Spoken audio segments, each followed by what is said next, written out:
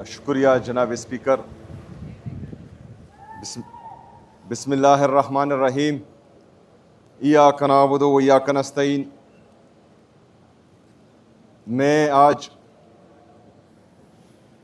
ख़ुसूसी तौर पर खैबर पख्तूनख्वा की असम्बली को और इसके मेंबरान को, क्योंकि मुझे तो मेरे अवाम की तरफ से ये खिताब दिया गया था कि मैं अवामी वज़ीर आला हूँ। आज आप बाकायदा अवामी असम्बली बन गए हैं। मैं आप सबको मुबारकबाद पेश करता हूँ। मैं अपोजिशन के हमारे अहमद कुंडी भाई और पीपल पार्टी को भी खिराज तहसीन पेश करता हूँ कि चले कुछ शराइत पे सही, क्योंकि कुंडी साहब की तकरीर जो मैंने सुनी तो मुझे लगा कि इजाज़त क्यों मिली है, लेकिन फिर भी हम खिराज तहसीन पेश करते हैं कि वो आए। जनाब स्पीकर, जेल में फ़र्क होता है। कोई 10 साल गुजारता है, कोई 30 साल गुजारता है, लेकिन करप्शन में जेल जाना और किसी ख़ास मकसद के लिए जेल जाना, इसमें बहुत बड़ा फ़र्क होता है। मैं आज बार बार सुन रहा हूँ आईन पाकिस्तान की कि इसी महीने जो है वो आईन पाकिस्तान मुकम्मल हुआ था और मेजॉरिटी से, बल्कि यूनानिमसली पास हुआ था। हकीकत में जुल्फ़िकार अली भुट्टो साहब को हम खिराज तहसीन पेश करते हैं और ये बहुत बड़ा तोहफा था। लेकिन फिर दामाद और पोते ने कुछ तो 9 अप्रैल 2022 को इसको तबाह बर्बाद किया। लेकिन मुसलसल तरामीम करते करते ये कील ठोकते ठोकते 27वीं आईनी तरमीम पर जो है इसके ताबूत में सारे कील ठोक दिए और अभी जो है ये आईन दफन हो चुका है और ये भी इनके मरहूने मिन्नत है मुसलसल। जनाब स्पीकर,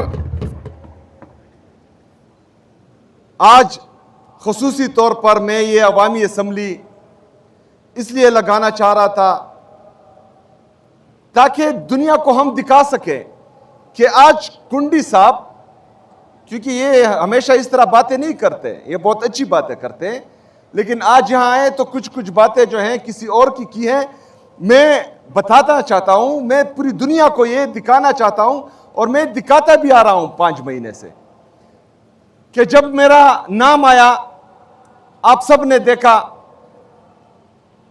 कि कुछ लोग इस्लामाबाद से आए, पेशावर में प्रेस कॉन्फ्रेंसेस की, गलत इल्जामात लगाए जिनका कोई काम ही नहीं बनता। उन्होंने मुझे दहशतगर्द कहा, मुझे स्मगलर कहा।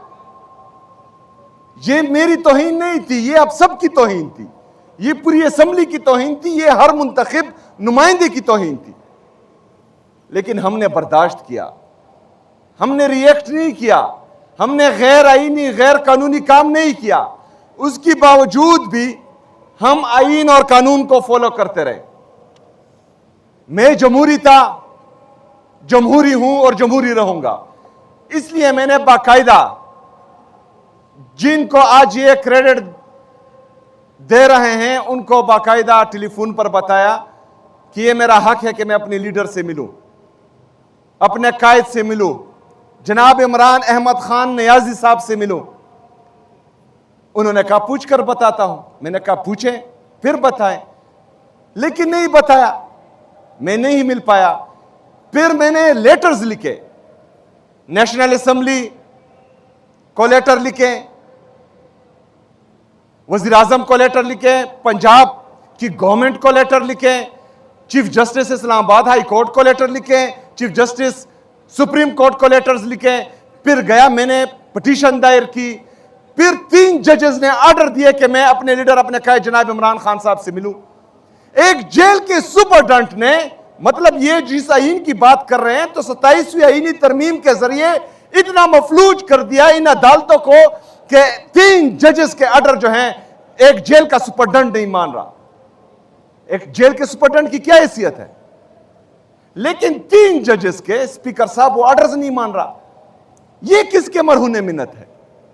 जमहूरियत को यहां तक किसने पहुंचाया? आईन को यहां तक किसने पहुंचाया? जुडिशरी को तबाह बर्बाद किसने किया? इन्होंने किया। किसके लिए किया?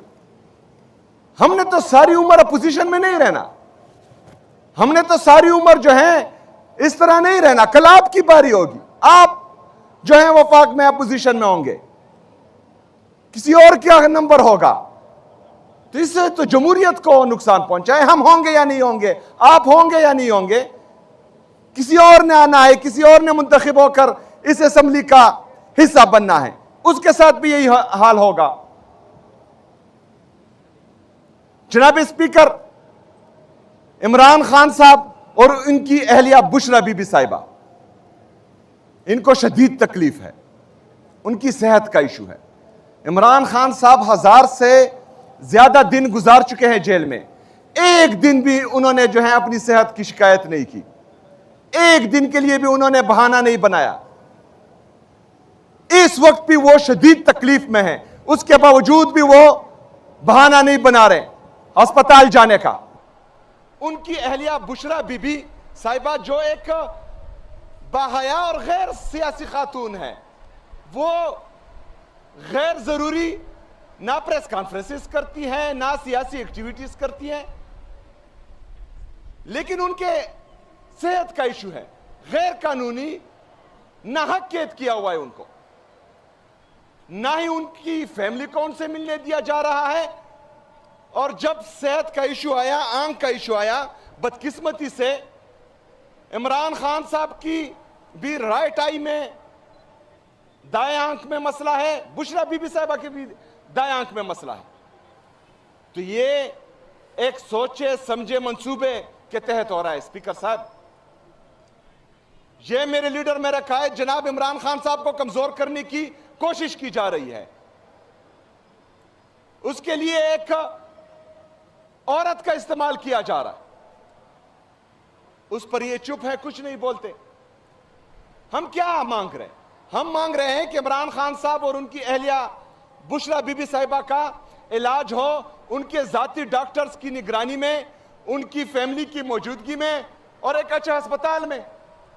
इसमें कोई गैर आईनी बात है, गैर कानूनी बात है, ये हमारा साथ नहीं दे रहे। कलील का नंबर भी आएगा, इससे पहले भी जो है हमने देखा है इनके नंबर आए हैं, लेकिन वो जेल नहीं होती थी, वहां तो एसी भी होता था, वहां टीवी भी होता था, वहां पर टब्बर के टब्बर मिलने भी जाते थे। जब यहां से लंदन भागते थे, यहां से जद्दा भागते थे, तो यहां से पूरे टब्बर वहां मिलने जाते थे, वो भी सरकारी पैसों पर, आवाम के टैक्स के पैसों से।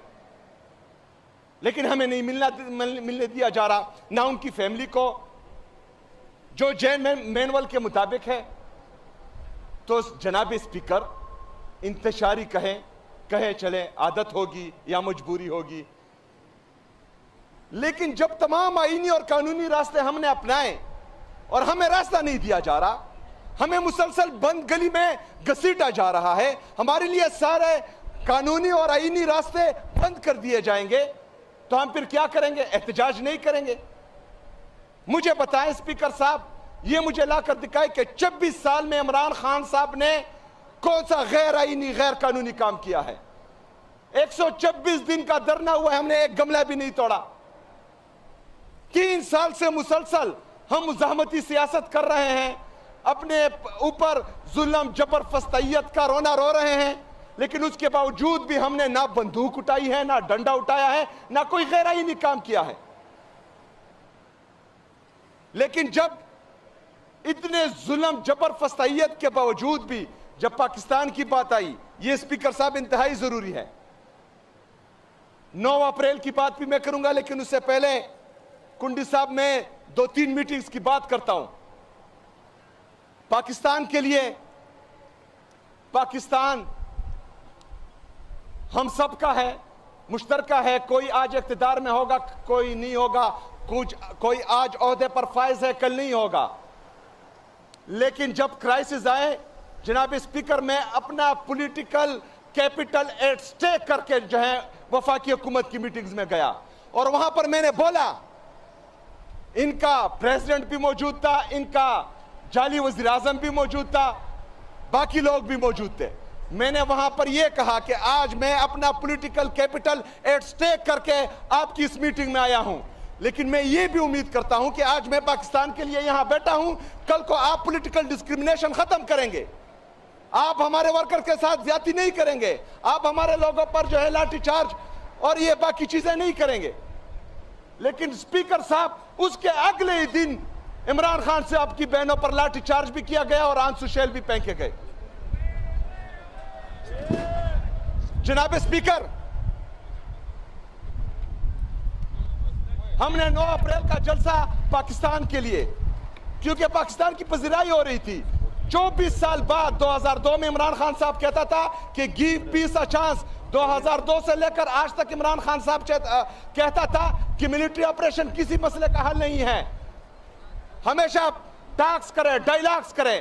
2026 में उस बात पर जो है पाकिस्तान की लीडरशिप आती है, दुनिया में पजीराई मिलती है, लेकिन उसके बावजूद जुल्म जबर फस्तैयत के बावजूद इमरान खान साहब ने 9 अप्रैल का जलसा कैंसिल किया। लेकिन उसके बाद क्या हुआ? इमरान खान साहब की बहनों को इमरान खान साहब से मिलने नहीं दिया गया, बुशरा बीबी साहिबा की बेटी को उनसे मिलने नहीं दिया गया। तो हम तो कर रहे हैं पाकिस्तान के लिए, आप क्या कर रहे हो? किस तरफ लेके जा रहे हो पाकिस्तान को?